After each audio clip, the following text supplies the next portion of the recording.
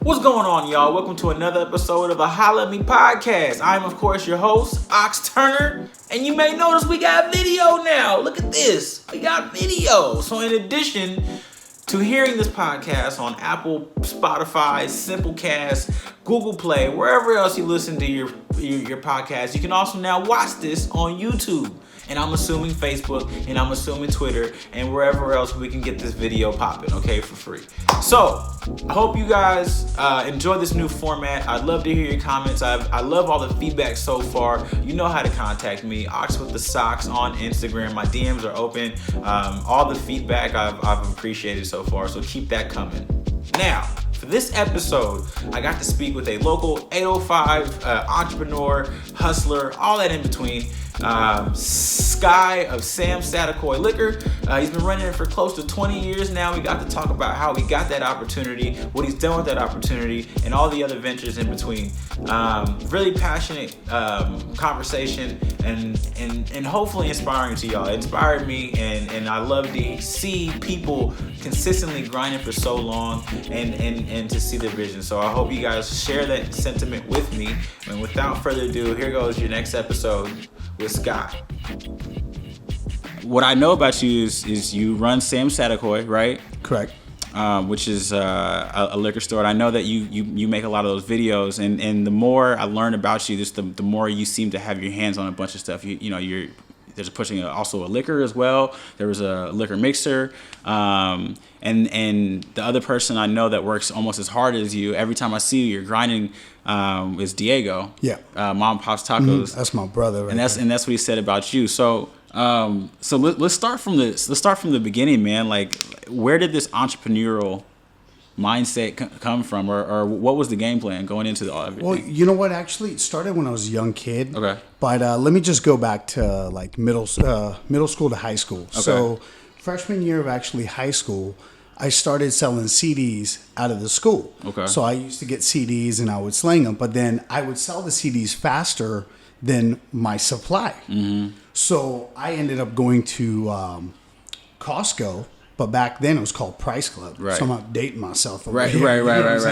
So I paid $2,100 cash from a kid that's in ninth grade to buy a two-speed CD burner. Right. And then I just started burning CDs and started slinging them. So are these mixes? Or are these like what are the CDs? So this is back in the days, like literally Napster and pre-Napster. Yeah. So I would actually get a bunch of CDs and I would make collaboration CDs that were like the best songs and put them on one track. Right. So this was like the like the hit now? CDs. Yeah, like the now before it existed, right? Well, did you name them?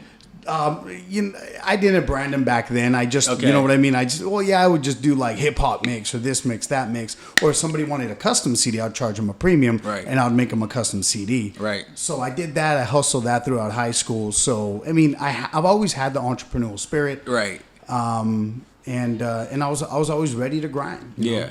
Yeah. And so what was the money for at that point? Like, what problem were you trying to solve? Not having to ask for money from anybody. And what were you spending the money on? My friends. Right. Oh, what kind of shit were you guys in this? I don't know anything. Like, Yeah. You know what I mean? We went out, like, I would pay for the food. Like, you know, when I was young, I was dumb. So, you know, Right. I was like, yo, these are all my boys. Let me pay for everybody, you know? Right. But at the end of the day, it was awesome. It was nice that I was able to do it, which Right. was cool. Right. But at the end of the day, it was like too much money for me to have at that age. Wow. You know what I mean? I Yeah. mean, like the amount of money I was making in ninth grade. Yeah. It was crazy because even at senior year, my teacher's over there telling me, like, one of my teachers, like, oh, you're not going to really do anything. You don't even pay attention in school. Like, she kind of had that kind of like that, you know, just talking trash. And Right. I was just like, hey, how much money do you make? Right. You know, and at that time, I'd already started working in sales, and I'm like, I'm already making more money than you are. Right. Like, you know what I'm saying? So to me, I was like, I didn't like like being judged. Sure. Because I wasn't interested as much in education as maybe I could have been or should have been. Right. But to me, I was focused on people. Right. You know, and to me, that was my passion. And what school is this? Where is I went to Buena High School. Buena High School. So you're local, 805, born and raised. I went to Satakoy Elementary School. I've been here since I was 2 years old. Right. And And in school, I guess, what was there? Was there a mindset for like, well, I got to graduate high school so I can go to college, or what was the game plan for your future at that point in high school? I'll be honest, I was confused. I had no idea. Right. You know, I had no idea what, because I knew, but like being Indian, right? You hear like, oh, beta, you need to go to, you need to be a doctor, you need to do this, you know, you need to be an engineer. But you know what? That wasn't me, you know? I was naturally into people, right? So I'm like, you know what? I want to do something in sales or marketing because these are the things that I enjoy. And it's like you had a comfortability talking to people, I'm assuming. 100%. And you were like, how do I can make money off of this? I don't want to, because I had foreign parents. My mom born in Ethiopia. All my life, still to this day, doctor, lawyer. Yep. You know, it's not too late to go back to grad school. And I went the sales way. Like I want to make money, and I don't have any interest in medicine. I don't have any interest in the law.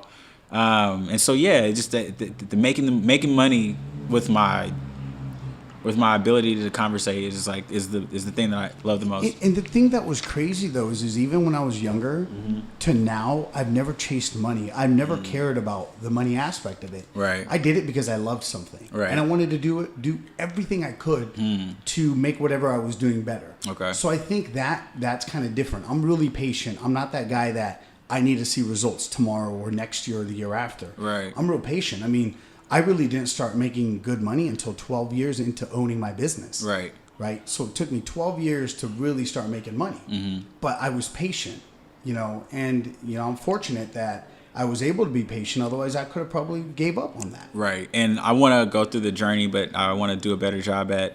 So today, what are the things that you're known for? So one of them obviously is Sam's Adequate Liquor. Yeah. How long have you had that for? So I've owned it for 15 years. Amazing. Okay. And I've had the Bloody Cure for 5 years, which is the Michelada mix, Bloody Mary mix. Right. And the thing is like with that business, just as Sam's Adequate Liquor, I struggled. Right. You know, people only see the successes, and that's why I'm really trying on my social media now, is to kind of be a little bit like, hey, you know what? Like bad shit happens in business, and you just got to be, you know, you're gonna get punched. You just got to take a few punches and get back up. So, you know, I have the Bloody Cure, and we're actually really excited. We're about to do a huge relaunch. We've been off of the shelves for almost a year, but now we're back at it. Right. So I have the Bloody Cure, launching a tequila, Leon Tequila, next year in 2020. Okay. I have a digital marketing agency. Other than that, I have a couple other projects. I have real estate. So, you know, just on the grind, just trying to do stuff that I enjoy and, you know, make it my own.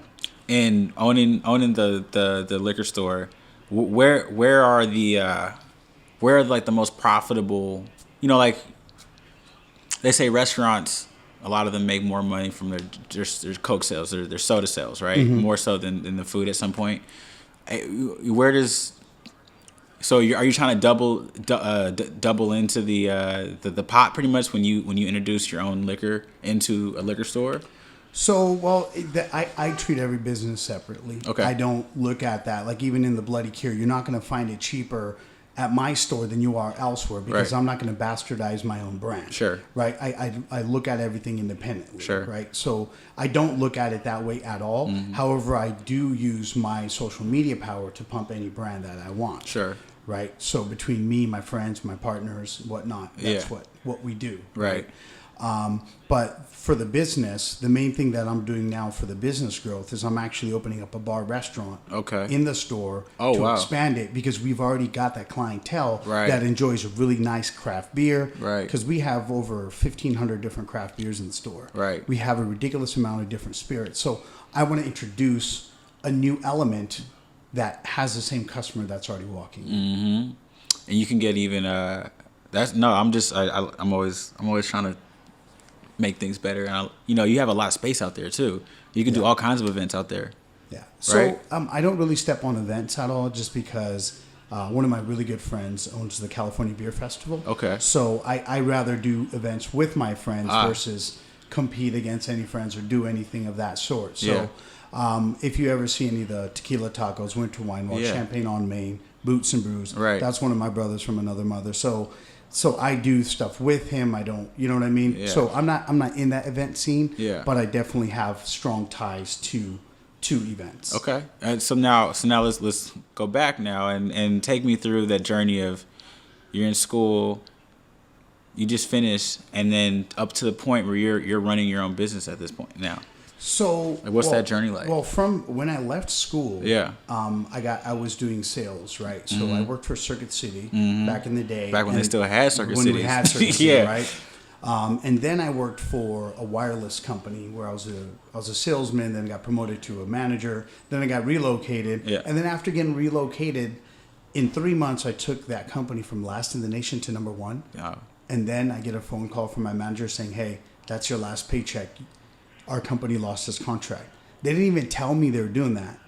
So then when I came back home, Yeah. long story short, I ended up getting into the family business, Right. and I purchased the business from my parents. Right. You know, so it was one of those things. I didn't want to do it, to Right. be honest with you. Right. But when I saw what the corporate world was and how they don't really give a fuck about you, No. I was like, you know what? I'm going to do something for myself. Yeah. In Yeah. control. What age is this? 22. 22.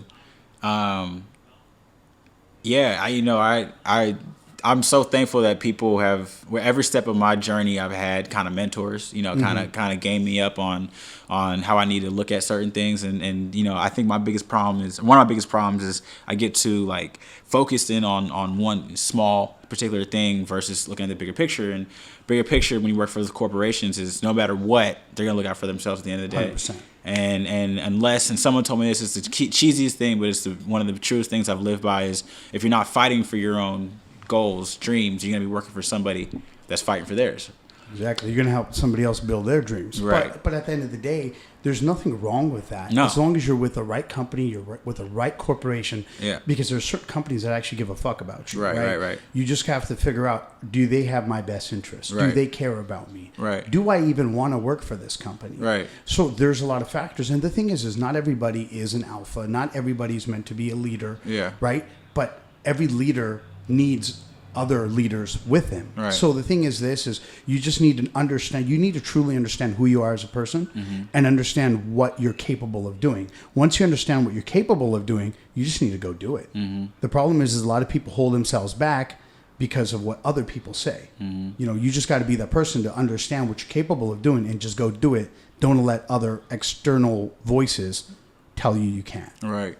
And I also do believe that you can learn a lot from a lot of people. They don't always have to be the right. They don't always have to be right, and you don't always have to necessarily respect them. But I think you can learn a lot from for example, working at that job that you hate.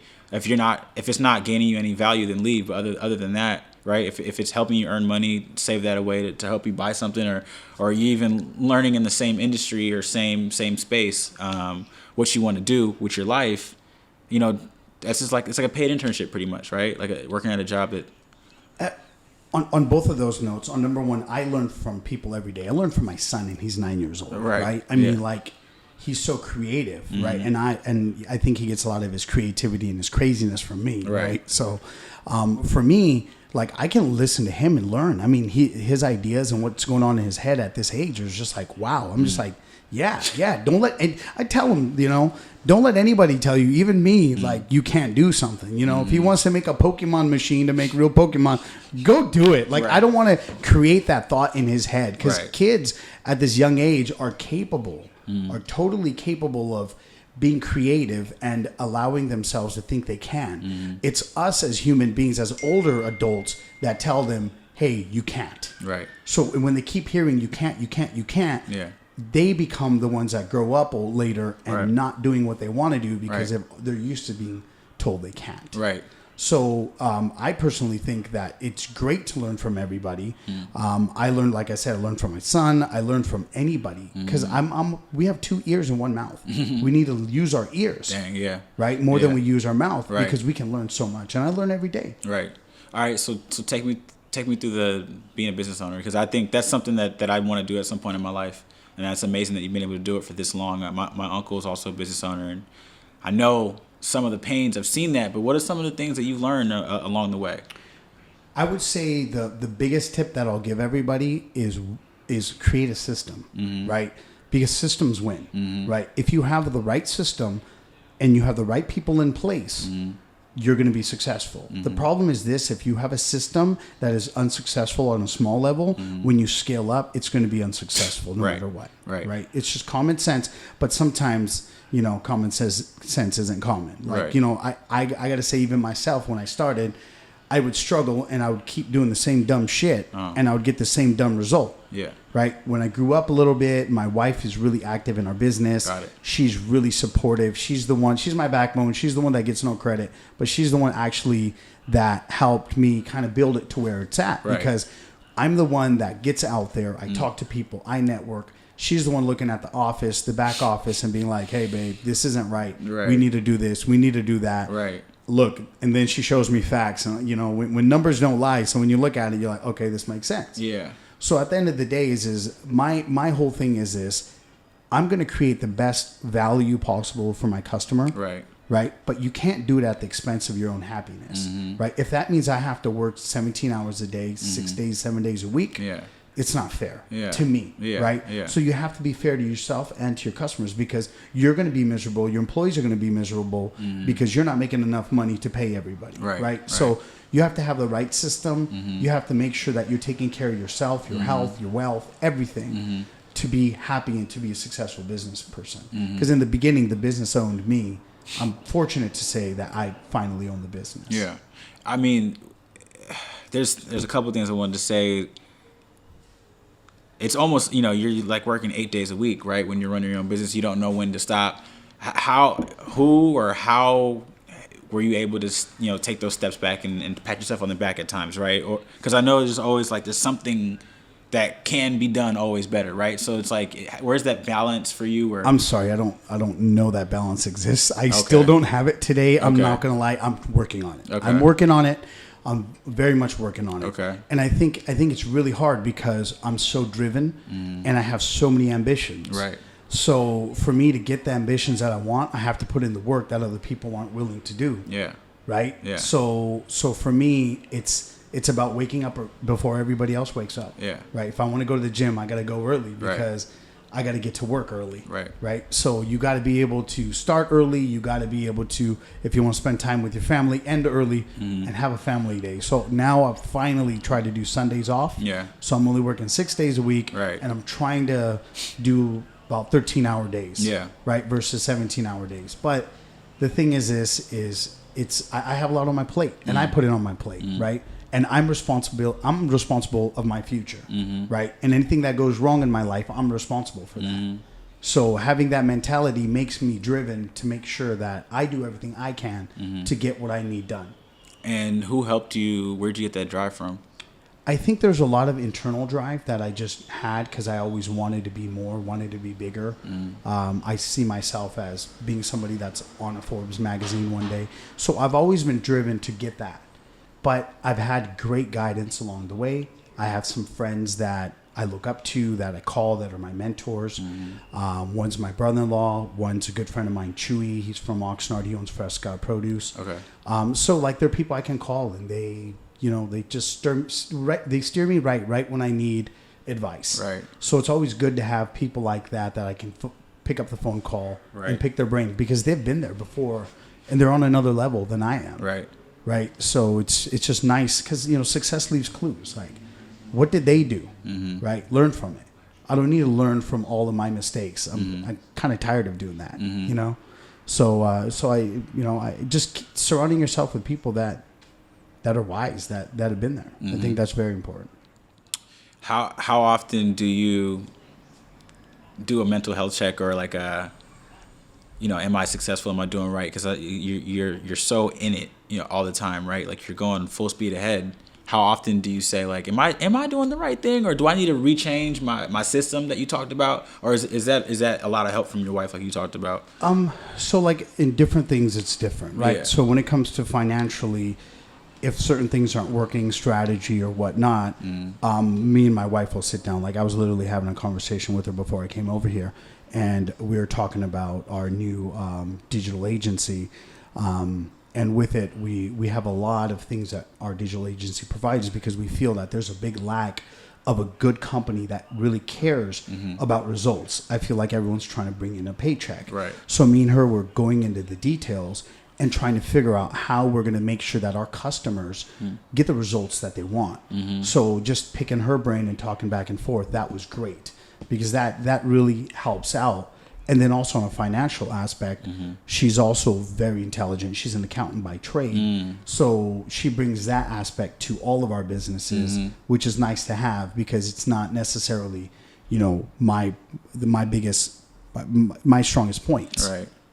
Okay. And, a question I was going to ask, but you kind of answered, was why do you get up every morning, right? Why do you hustle? And you said one of those things was that, you see yourself being on Forbes. How do you get there from here? Like, what are the habits that you would stop and what are the habits that you would start also, and what's going to take you? I feel my habits are there. Okay. Right? So I work hard. I work fairly efficient. Obviously, everyone can be a little bit more efficient.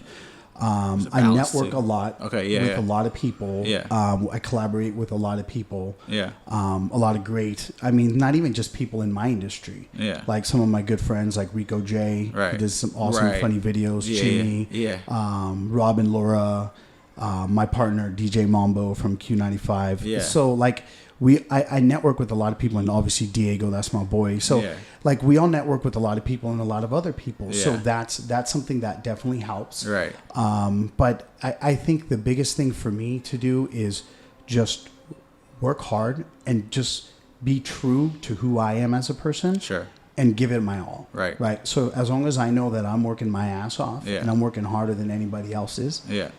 I feel like I'm going to get what I want. Yeah. I'm a big fan of Mamba mentality. So, you know what I mean? So that's what I strive for. Like, I'm going to be in the gym when you guys are celebrating. You know what I'm saying? Man, I was just watching a video with Kobe today, man. It is amazing to me, the older I've gotten, how much just mentality is so much more important than anything else. Like, you can have the physical attributes, or you can just be naturally gifted at something. But if you don't put that work ethic, that improvement behind you every day, it's going to be wasted. 100%. You know what? I'm kind of happy because my mom was always so supportive. She always made me feel like I was the best thing that ever existed. Right? I'm not going to lie. Only child? No, I have a brother as well, but I spent a lot of time with my mom. Got right? It. Yeah. So it was like, I was her daughter in a way. You know what I'm saying? She didn't have a daughter, so she had two sons. So I went shopping with her. I did all kinds of stuff. You know what I'm saying? So for me, it was like she always stroked my ego. She made me feel like I was the best ever. So when I do any business, I think my self-confidence in what I'm capable of doing is so high. Right. I'm not worried about a no, and if somebody says no to me, I'm just like, hey, you know what?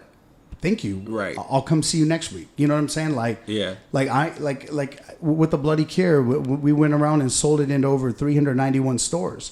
Right, just door to door, knocking on doors, knocking to Vaughn's, knocking to Winco, like knocking until people answered. Right? Like I would keep coming in with a smile, and you're gonna either kick me out or eventually you're gonna buy my product. Right. Like I don't care. You can't say no too many times to me. Right. Right. I'm persistent, and I believe that's what separates me from people that are more talented than me, because some of them aren't willing to do what I'm willing to do. Yeah. Dang, man. I'm getting inspired right here. I'm about to run through a wall, man. So maybe a door, bro. Don't run through. Okay, you're right. The walls are more expensive to replace. So what do you do to recharge? I mean, you work 6 days a week. You have your family days. Do you have anything that helps you recharge? Honestly, like to me, work is like it's happiness to me. Because everything I do, it's something I enjoy. Mm-hmm. So, like last night, I was up till probably 1:00 last night doing some work for our digital marketing agency. Mm-hmm. So, but I was so excited, right? And in the morning, I woke up and I was doing some work for Sam Sadikoy Liquor and the Bloody Cure. Yeah. So it's like, to me, it's like that's my passion. I enjoy that. Right. And then in between, for all of the companies. Right. I network a lot, and I enjoy networking. So to me, I can only be behind a computer for so long. As long as I'm out shaking hands and talking to people, I think I'm a happy guy. So I think that's kind of where I get my my relaxation is actually not from relaxing, but talking to people, Right? and enjoying other people's company. I believe that a lot of my biggest growth moments that have helped me in my life have come from failures. 100%. Can you talk about maybe one or two, I guess, losses that turned into wins for you? Well, yeah. Well, so I've had a lot of losses in the liquor store, like temporary failures, and a lot of them were just me making stupid mistakes, right? And like for example, we used to do check cashing a lot, and I lost 10 grand like a couple of times, like in a matter of 10 minutes, right? 10, 15 grand, like immediately, like not over the course of a year or a week. It was like in 10 minutes, right? So those are some things that kicked me down, and then I was just like, you know what? I don't even want to be in this business anymore, even though it was very profitable. I felt like it was too stressful. It was painful. Yeah. I just associated pain. And once I actually got rid of that side of the business, I focused more on the business, and it allowed me to grow the business and then launch the Bloody Cure. Right. So because of the failures I had with Sam Sadakoy Liquor, it allowed me to open the doors to another business, which now also has opened the door for my new tequila, Leon Tequila, that's launching next year as well. Right. So all that happened because I decided that I didn't want to be a slave in my own business. Right. Because by doing the check cashing, having that much money, I was a slave to my business. Wow. And how do you go from running the Sam Sadakoy to the Bloody Cure and selecting a tequila? I mean, where do those two worlds cross over? What makes you? I'm not saying this to be patronizing, but I'm saying what makes you an expert on this is a good mix. You gotta have. So the thing is, this is the one thing that I'm really good at is understanding people. Got it. Right. And I think the reason why I was always really good at sales is because I cared about my customer. Got it. Right. So I cared to listen what people liked. So when it came to the Bloody Cure, we loved micheladas, right? And the customers did too. But what you had clamato, you have beer, right? But it's, you know what I mean? If you don't like the extra clam, you don't like the texture, right? It's not for you. Especially the mass produced, it's not, Exactly, and they add a bunch of crap in there that shouldn't be in there. Right. So with our product, we wanted to create a product that we were happy to drink. Okay. It was spicy, lemony, and peppery. Okay. And for us, it wasn't thick and tomatoey. I don't want to drink tomato juice, right? Yeah. Like, I want something that's easy. I want to be able to have 3 or 4 of them and enjoy it. Right. So that's why we created the Bloody Cures, because we felt there was a need. Right. Me and Mambo, we would get together after he got off of, at that time, 104.7. Right. Come over to the shop, and we'd be mixing it up in the back, you know? And then later moved it to the house, and then we moved it into a co-packer. You know what I'm saying? So the thing is everybody has a great idea. Nobody fucking executes. Nobody executes. Right? My thing is this, is if I have a great idea, I identify what I'm not good at, and I try to put the right people around me that are good at that so that we could do it together. Okay. And then take me into the tequila now. So I'm very passionate about tequila. I love tequila. Yeah. I'm not going to say I'm a tequila expert, but it's my favorite type of tequila, and I sell a whole lot of it. Right. So certain things about the tequila I can't disclose, but I'll say this much, that it was a passion project. I love tequila. I went to Mexico, and I've been wanting to do a tequila for probably 12 years. But I just found the right opportunity. I found the right partners. And what is the appropriate occasion for this tequila? So we have a Blanco, which is going to be your everyday, take a shot, mix it up if you want to mix it, but it's going to be ultra premium tequila. So you can do cocktails with it, you could drink it straight, and then we're going to have our aged expressions as well. So we're going to have the Repo Añejo, Extra Añejo, but those are going to come out a little bit later. Next year, in the early of next year, probably mid next year to end next year, you will have the Blanco. Right. So the Blanco is going to be probably the number one selling, right? Because that's going to be the one that we have more production of. Right. A lot of the barrel aged ones, they're going to be less production, but they're going to be very special. Right. They're not going to be like, you can't just walk into any liquor store and buy those. Yeah.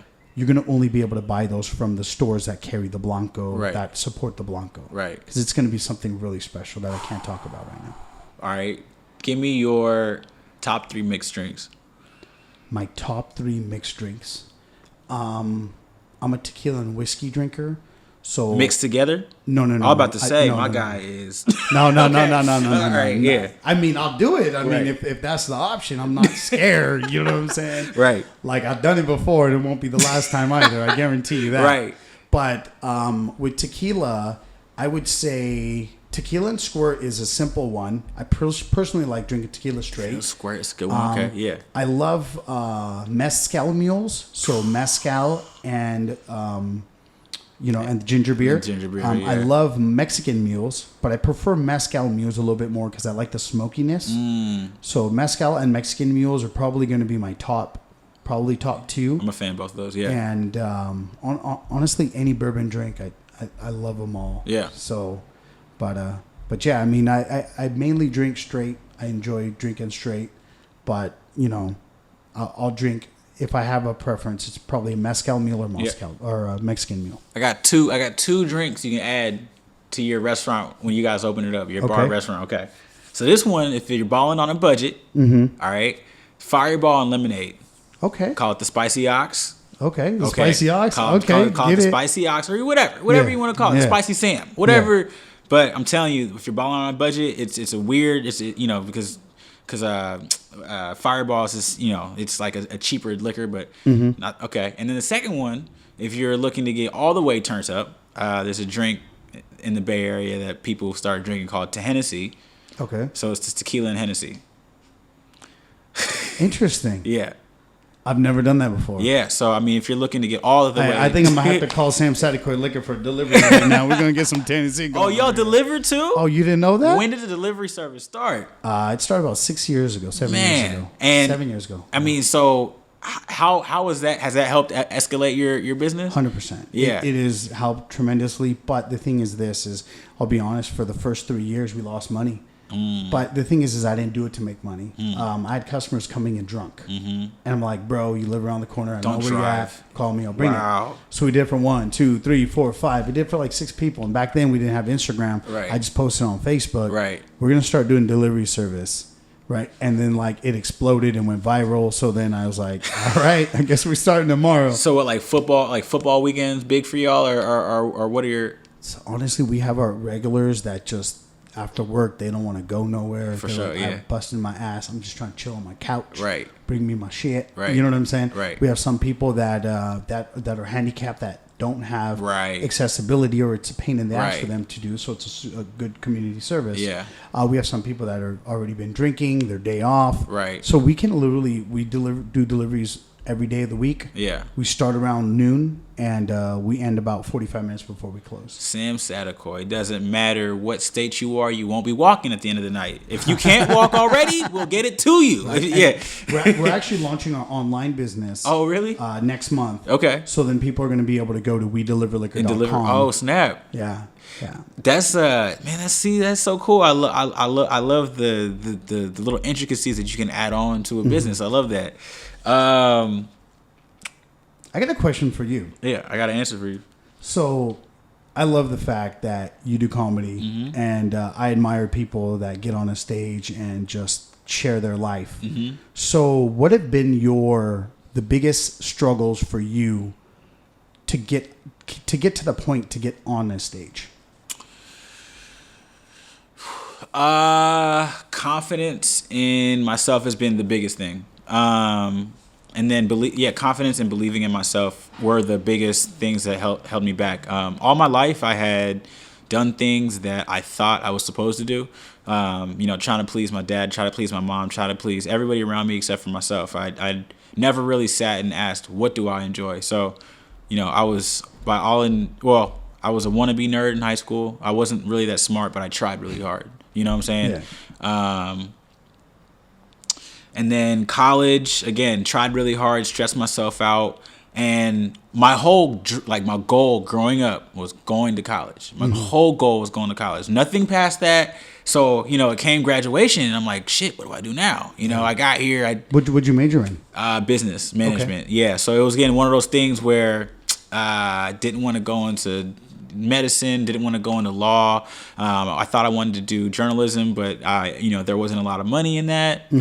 So I thought I'll go into business, but business school is kind of stupid as an undergraduate, because it's like you're not going to come out of school as a CEO unless you already have kind of an idea. Yeah. So I fell into recruiting and I fell into sales after school, and doing really well, because it was a skill set I had. I could talk to people, and I can get people comfortable, and I can convince people to spend their money or spend their time helped us making money. But again, was never happy. Was working long hours, man, like 12 hours, 13-hour days, until I was at a rock bottom point where I was about to get fired / I was going to quit. It was the chicken or the egg there, and I was going to have to move back home with my mom. So I felt like a failure. And I was at that point, I was like, what do you enjoy doing, man? Because everything else is not working right now. Your life, this future seemed bleak for me. And, it was one of those things where my friends always said I was funny. I loved comedy growing up. I loved watching Dave Chappelle, loved watching Richard Pryor, loved watching, When was the first time you ever went on stage? 5-6 years ago. Okay. 5 or 6 years ago. Dope. Where was it? So I'm from the Bay Area. I was back home. Like I said, I was living at my mom's again, and I saw my friend post on Instagram that he was starting an open mic. He's a rapper, and he was starting an open mic with this other comedian. Shout out to Langston and Beaches. And I was like, you know what? Why not? What's the worst at this point in my life? All right, like nothing worse can happen to me at this point. I'm about to lose my job, living at home with my mom. Went up there and went way better than I thought. I actually have it on video. I'm surprised every time someone laughs. I couldn't believe it. So they asked me to come back to do a showcase, and then from there I started co-hosting that show. Nice. And so I got to meet a bunch of up and coming Bay Area musicians as well as comedians, and what that journey has been is just continue to believe in myself. So this podcast has been a child of me doing stand-up comedy. I thought this would be an opportunity for me to speak to more people, grow a wider audience, and I genuinely love talking to people. I produce a comedy show now at Bombay's in downtown Ventura. That happens every other month. And that check you out, man. Yeah, please. I've been stalking your IG and your social a little bit. And I've been watching some funny clips. Yeah, so I've been getting a couple good laughs in. And it's just all about believing. Thank you. Yeah. And it's all about believing in myself, and putting myself out there, and continuing to push myself outside of my comfort space. Yeah, 100%. And that's what it is. I have to continue to push. Moving here, I didn't know anybody. And I wanted to get closer to LA. I had no idea this is nowhere near LA when I got the job that I did. But you know what though, this community supports. Man, I owe my entire whatever comedy career I end up making. I owe it all to starting it, building it here. Yeah, people out here are so supportive. Ventura County, we all support each other. Yeah, for sure. And that's what we all about, man. Honest. I've never seen anybody else be so supportive of. Yeah. Of their community like Ventura County. It's a community, dope. Man. I'm used to living in cities where it's like people don't give a shit about you. Yeah. And this is and it's different for me living in a town because everything, it's an ecosystem. I thought I fucked up the ecosystem when I moved here. I was treating it like a city when I was here. You know what I'm saying? Talking to whoever, saying whatever, dating whatever. I treated it like a city, and it's not. This is a beautiful. You said it's a community. Yeah. And this is a great place to start something, anything. 100%. And this is the thing is if you genuinely care about your community, people will care about you for sure. And I've seen that, and I've done things that I didn't even do for any other reason, but because I love my community. And in return, things happen, and you're just like, whoa, how come our sale in February, March was so high? This is unbelievable. It didn't make sense. And this was right after the Thomas fire. The fires, yeah. Right? And all the stuff that we did we collaborated with local communities, with people. And that's the first conversation I had with you. Real conversation was when we were at the gym, and you were telling me about all these things you were doing out of your way. You're right. The barbecue you talked about. Talk about more about what you did there. Well, you know what? It wasn't me. I get a lot more credit than I deserve. Right. But it was just a group of a lot of amazing people getting together. And then I reached out to the radio station, obviously my connect with Mambo and the whole team out there. They talked about it. It went on TV, and it was just it was a great event that we were able to feed people that were literally in pain because it just came down from the mountain because their houses were burning. So.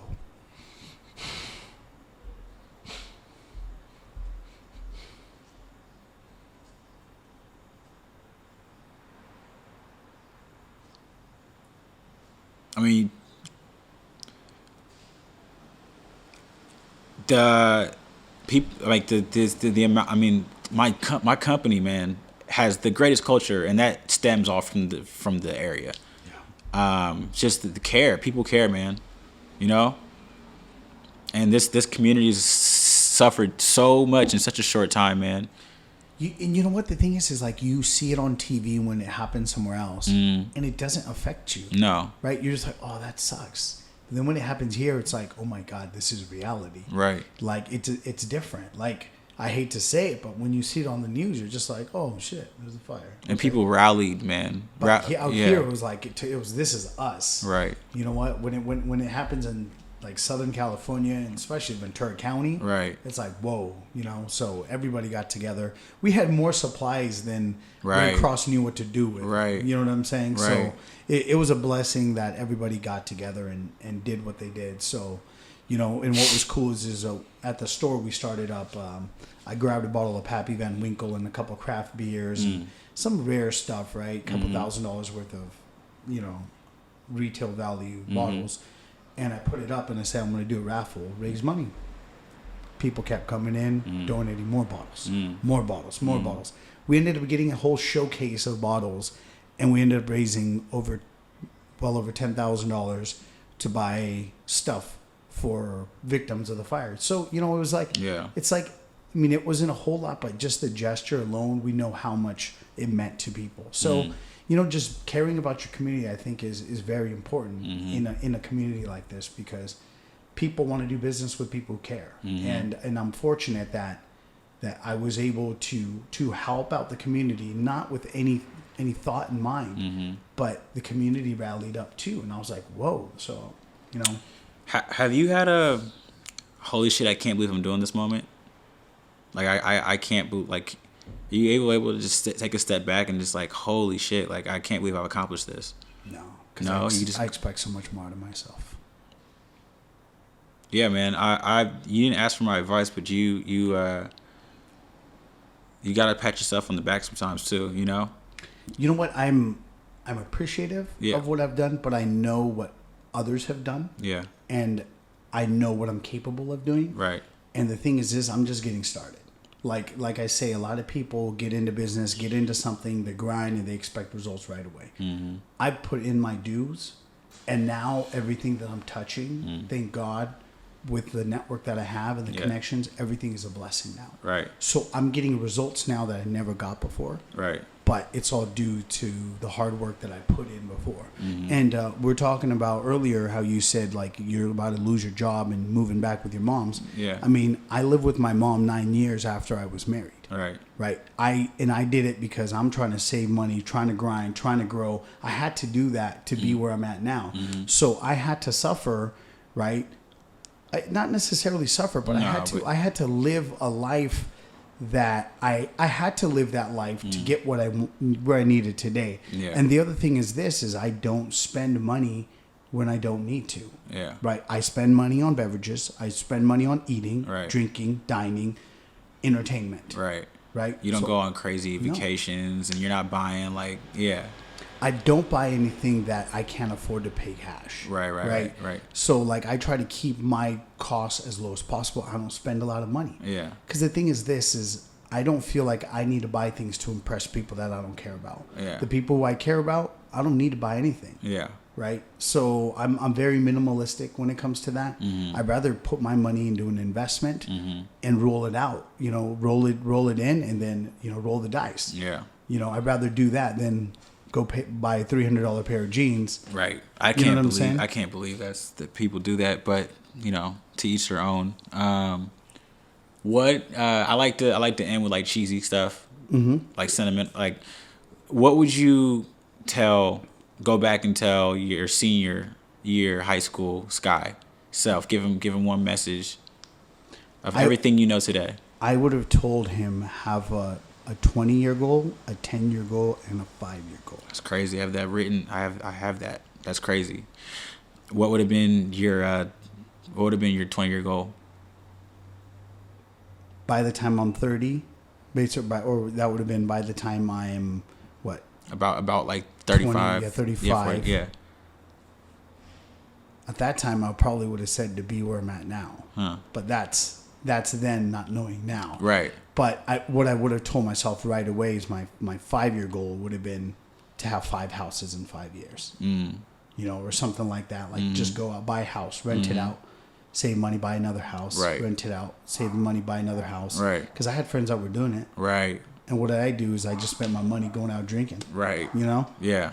And I still spend a lot of money going out drinking, hanging out, and entertaining, but it's all within my means. You know what I'm saying? So if I spent the same amount of money when I was 21 as I am now, but what am I making now versus what I was making when I was 21 is a day and night difference, right? So, but I just that's one thing that I do enjoy spending my money on. But as a kid, I would tell myself, don't do it. Right. I was trying to entertain people and myself way too much. I should have been focused on growing myself because at that time I would be at a whole different level if I started back then. Right. I started late. Like I don't think I had got my shit together until I was probably 26, 27. Right. That's not 2 years into my marriage. It's not late. I mean, it's not late, but we're talking about if we could go back, right? Sure. So I'm still very happy where I'm at right now because more importantly than money, more importantly than real estate or anything, it's the connections that I made that are the most important to me. So to me, if I lost everything, I wouldn't be afraid. I could make it back right away. Yep. Just because of people know who I am, my integrity, and the relationships I have. Wow.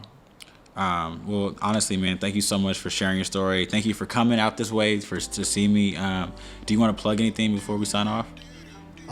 Just if you guys want to follow my journey, my Instagram is SkySunner, SkySunner. Most of my companies are already on there, so you can check it out. Yeah. If you want any tips, if you're getting into a business, shoot me a DM. I reply to everybody. Yeah. So, but yeah, just hit me up on IG pretty much, and you'll see my life journey right there. Bro, thank you, man. Appreciate you. Hey, thanks for having me on. Yeah, blasting out a rocket, I'm a space cadet. Play my shit or shut the fuck up. I'm sick of sharing this space with all these suckers. Where I'm from, disrespect will get you tipped off. But now these new niggas got the streets ripped off. We pulling cards and we know that you a hoe. It ain't a place up in this world I cannot go. I'm really great in any hood, on any continent or coast. Sleep well, never stress, I turn up and do the most. Peak life, there ain't no thing I can't do. Sagittarius is in my blood to break.